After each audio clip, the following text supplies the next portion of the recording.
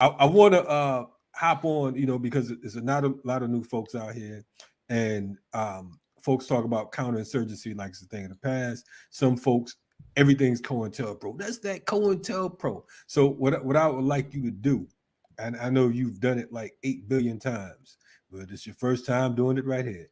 Talk to the folks about what counterinsurgency, what COINTELPRO is, and the impact that COINTELPRO has had on uh, damn near every movement of the quote unquote 20th century and beyond.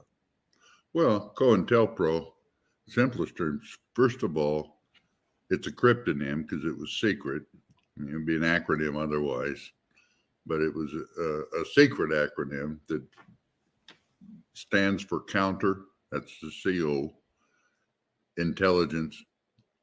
That's Intel program. Pro. COINTELPRO.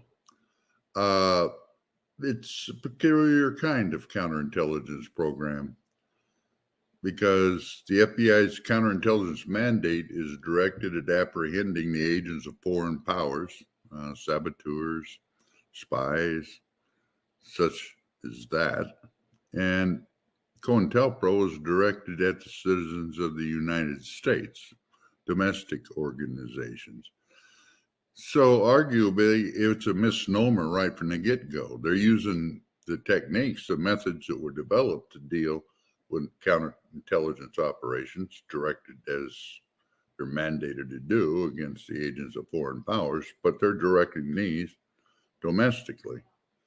That takes the intelligence aspect, the counterintelligence aspect, really out altogether. Okay, what you're dealing with then is a counter-subversion program at one level, and it mutates, evolves, it whatever, always had the capacity, but it's used as necessary into counterinsurgency. But COINTELPRO was the cryptonym used from 1956. That's the incept date for this particular cluster of operations. And then it's discovered, but a citizens group burglarizes an FBI office in Media, Pennsylvania in 1971 and removes their file paper, which is one of the techniques that the FBI had been using with dissident organizations for generations, really dating back at least to 1940, 41. I would argue rather further than that, but they call them black bag jobs or surreptitious entries. FBI agents who were some of the best lockpickers in the world because they were trained and they practiced their craft, pretty much with impunity from legal consequence because they were the law. Okay. They would burglarize the offices and residences of political targets and remove intelligence information, if you will. Okay, mailing lists, donor lists, financial records, and so on and so on. Okay, they weren't taking things of commercial value. They would even leave money laying there sometimes. They wanted the information. They wanted to figure out who was in contact with who, okay, and why, what they were up to, and so forth. The first, so in 1971, when this, among the documents that were taken from that media resident agency office was one that was captioned COINTELPRO, and nobody knew what it meant. And this sets off the burglars, if you will, sent selected batches of documents to journalists at various places. And most of the journalists wouldn't touch them. Okay, because it was illegal to have these classified documents. You had a couple who did run with it, Betty Metzger and one or two others, Anthony Russo. Yeah, Well, long story short, that begins to unravel. The first thing that happened was FBI-wise was J. Edgar Hoover pulled the plug on COINTELPRO, which is to say he pulled the plug on the use of the cryptonym. And what you have to understand, I was talking about black bag jobs, which is one of the techniques that's involved in all of this, dates back to 41, and that I would argue that it went further. You've got antecedents where they were doing these things. What COINTELPRO did was bring them together under essential headings for central coordination, rather than being more random, haphazard, decentralized kind of operations.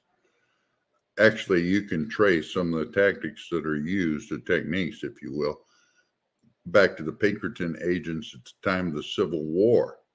Alan Pinkerton was pioneering some of this stuff that was picked up and incorporated into the federal approach to things once the FBI was formed by Theodore Roosevelt. I can't go through the whole history of the FBI, but it's also true that they pulled the plug on the cryptonym, but nonetheless, it says right there in his termination order, won't do this, but, you know, and we need to cut back on some of this because it's been publicly revealed, but, you know, there's instances where the techniques can continue to be used, but they need individual headquarters approval before you do it.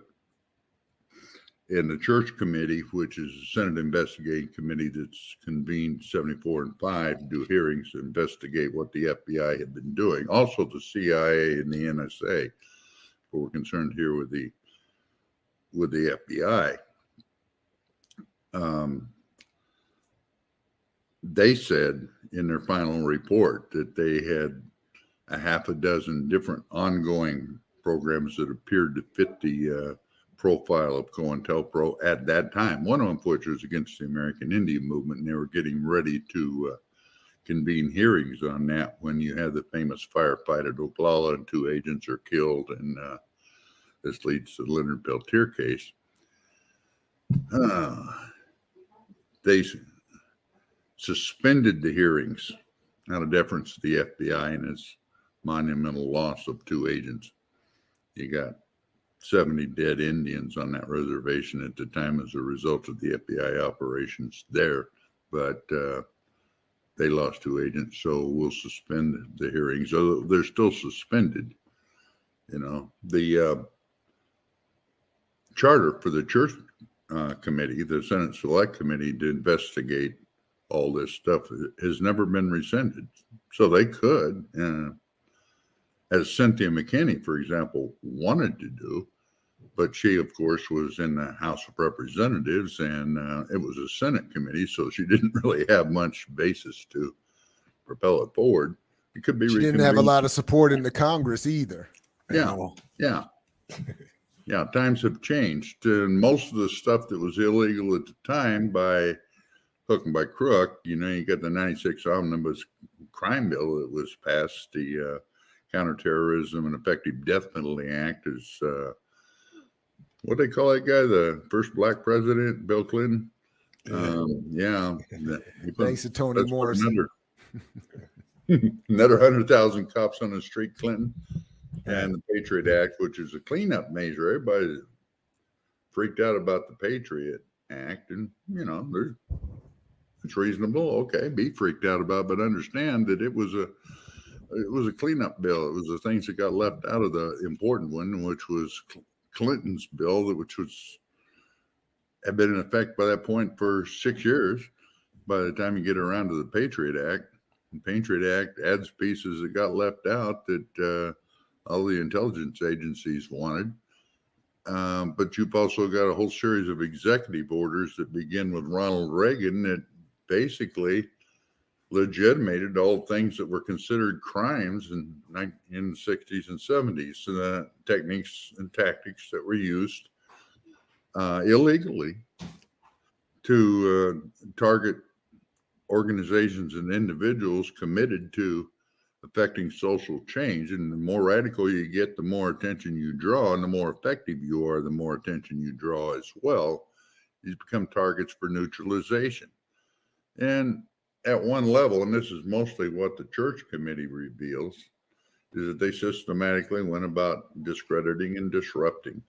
And they do this discrediting by using a stable of damn near 500, what they called friendly or cooperating journalists, to put their names to copy written by the FBI in a lot of cases, but basically toe the company line and what various organizations were about, which is how you end up with all these stories appearing over a period of years about how Martin Luther King was a communist, for example, because anti-communism was a big thing. When they started in 1956, the first target was the Communist Party USA, although it had already been essentially destroyed. It was down to, I don't know, something in the vicinity of 2,000 actual members, half of whom were FBI plants. And there was a joke at the time. You could always tell who the FBI agents were in the Communist Party because they were the ones who paid dues. Yeah. If they stopped paying the dues, if they exfiltrated, there wouldn't be any Communist Party left. But Hoover needed it because he wanted this political police apparatus and to keep exploring ways and means of combating subversion. The second one, actually second and third, were added in 1960. That'd be the Socialist Workers Party and Puerto Rican independence movement. King, they never declared, or the civil rights movement in general, they never actually initiated a caption program. They did all manner of stuff that were counterintelligence techniques targeting King, including the disinformation and all of that.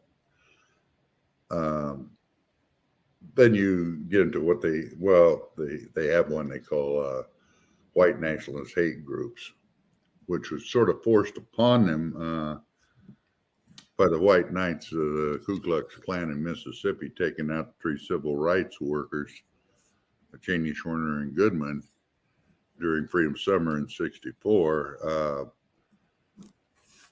Mickey Schwerner's parents were big-time Democratic organizers and Lyndon Johnson supporters and donors, and yeah, they were important people in New York. So basically, Johnson explained to Hoover, "You're either going to go in and find these guys and resolve this, or I'm sending in the damn Navy." And he did send some Navy. So has that point ever been made clear? You know what? All these years, I don't remember that point being made clear, and I don't remember that being a focal point of any popular films, PBS specials, right. anything. This Johnson administration connection to the three. All we hear about the 3 legends. Wow, that's you know what? That's deep. Anyway, my bad. You got real interesting twists that have been put to things. That case was solved by paying $30,000 to a snitch in the Klan who told them where the bodies were. But you also got, if you recall, a film called Mississippi Burning, which was about that case. Joe Sullivan went down, established a task force office in Jackson, and they brought in a bunch of FBI personnel, but they did not bring in a black agent because there weren't any. Okay. You remember the scene where the Gene Hackman character had brought in a guy he knew, because Hackman understands counterintelligence operations. So they're running a counterintelligence operation against the Klan. He brings in a black agent to intimidate the mayor of Philadelphia, Mississippi, who is also a Klansman. Threatened to castrate him in the basement. Well, I don't know the exact details of what it was done. There was no black agent brought in for that purpose. Who was brought in was the Grim Reaper, Greg Scarpa, who was a particularly psychopathic, homicidal maniac from the 5 families in New York. And I don't remember which one he was. He was from Manhattan Island, as I recall. So that limits it a bit. In any case, they brought the Reaper in it, and he did the job on the Actually, it wasn't just the mayor. Several Klansmen just scared the hell out of him. And he did things to them too. So, and then they sent him home. He was their guy. So, you know, he could perform his mob hits with impunity because it was useful to the FBI. He's snitch for him, number one, but he also performed certain technical functions. Let's call it that way. Okay. It's also not something you'll read in the common literature. All right. But if you read the number 3 guy in the Bureau at the time, William Sullivan, Wild Bill Sullivan, who is the assistant director for domestic intelligence, and the COINTELPRO stuff falls under him. Okay. And he recounts what happened in Mississippi. By fall, he said they had essentially infiltrated or turned, you know, intimidated members of the White Knights to the point where they went to work for the FBI. Between the infiltration and turning these various people, they'd essentially taken control of the Mississippi Klan by fall of '64. Then if you look at the record, you've got church burnings and all sorts of mayhem that occurs for the next 3-4 years at a fairly high level. And the top dogs, you know, the hardcore of the Mississippi Klan get acquitted of the murders in state court and then convicted on civil rights grounds in federal court, and they're all in prison. And Sullivan's claiming to be in control of that entire Klan faction, which was reputedly the most violent at the time. And the violence continues. And if the FBI is in control, who's responsible for the violence?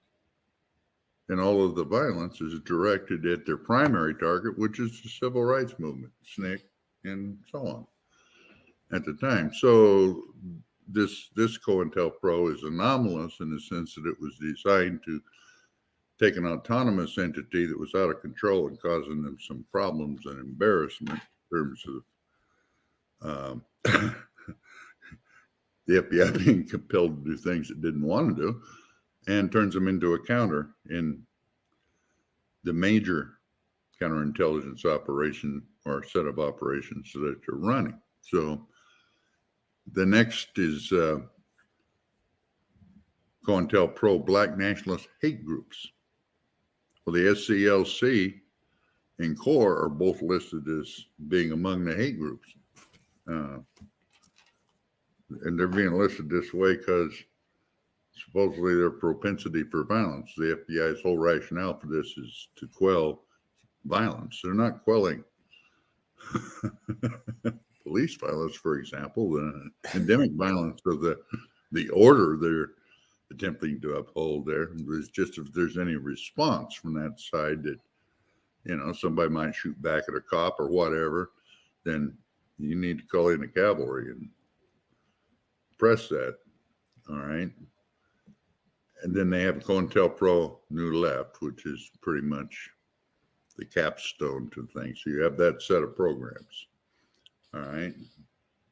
And when you get to Black Nationalist Hate Groups, that's when you shift over into outright counterinsurgency.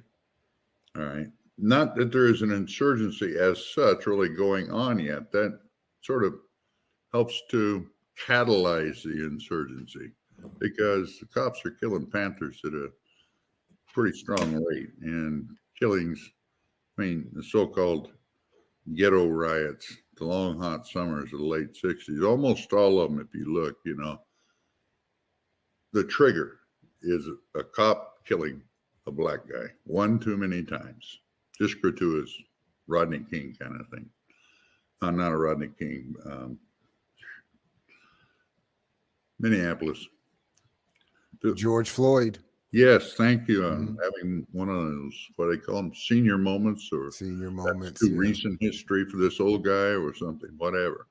Amen. It's not like there's not a whole long string of names here that could be invoked, but yeah, They weren't trying to do anything about any of that.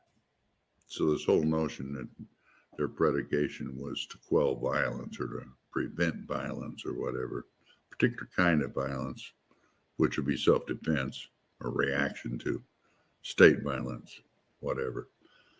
But in terms of techniques, the discrediting, then the infiltration. And you have infiltration and turning people. If you can get somebody on criminal charges, then you offer them a deal where they will become an informant within an organization in exchange for the charges being null pros. And you got a lot of that. You get people inside. And they take two forms. One's feeding out information. Okay. And that's in the same venue in a way as the black bag jobs, the burglaries, which are going on. And then you've got agent provocateur, people who go in with the assignment, and they usually have talent for it, of disrupting the internal function of an organization in various ways. One, by continuously raising ideological fine points to be debated and bickered over, more insidiously rumor mongering, so-and-so's skimming funds, so-and-so's doing something with somebody's wife, so-and-so's a cop. This is a technique known as bad jacketing or snitch jacketing, where the infiltrator targets usually fairly effective or influential legitimate activist, and causes people to suspect, especially people who disagree with them or jealous of them or whatever, to suspect that so-and-so is in fact a police informer themselves, and so on. Okay. Then you have this, this is taking the point of trying to instigate armed conflict within certain organizations. That's clearly a thing that happened with the Panthers, which is not to say that there would not have been factional disputes within the Panthers. In any case, clearly there were, but they're much exacerbated by COINTELPRO operatives, FBI agents writing forged letters, and operatives spreading rumors between the various factions about what evil intent one group had for the other. So you end up with a armed conflict within the Black Panther Party, in large part because of that. And there's other examples. You had that to a certain extent within AIM. It was the least attempted, but that's another story. To foment that kind of discord between groups, notably between the LA Panther chapter and Ron Karenga's organizations, which he insists was simply US, was referred to, that US as standing for United Slaves. In any case, a whole series of cartoons put out in the name of each by the FBI. So Karenga's being ridiculed, humiliated in these cartoons that are being distributed at grassroots level, ostensibly by the Panthers, and vice versa. And you end up with armed conflict there, at least 6 dead Panthers, according to the FBI's own count. You've got all manner of extraneous arrests that are worked out with local police forces. Okay, there's collaboration that's been developed over decades with the Red Squads and intelligence units in the local police. That was used against the Revolutionary Action Movement in Philadelphia in the summer of '67. They were arresting people as fat on any pretext, not hoping to get a conviction or even take them to trial. But as soon as they were bailed out, they'd be arrested again before they were even clear of the jail, just to completely demoralize people. Then you have the extra legal use of the judicial system. They would frame people, and there's a whole series. Daruba bin Wahhab's name came up a while ago, to ultimately the withholding of exculpatory evidence by both the New York Police Department and the FBI resulted ultimately, after 19 years in a maximum security prison and his being released with a vacated verdict, Geronimo Pratt, who was 350 miles away, to the FBI's knowledge, from the crime he supposedly committed, ended up doing 27 years. And, you know, again, there's a whole string. And ultimately, as Fred Hampton and Bunchy Carter and a bunch of others bear witness,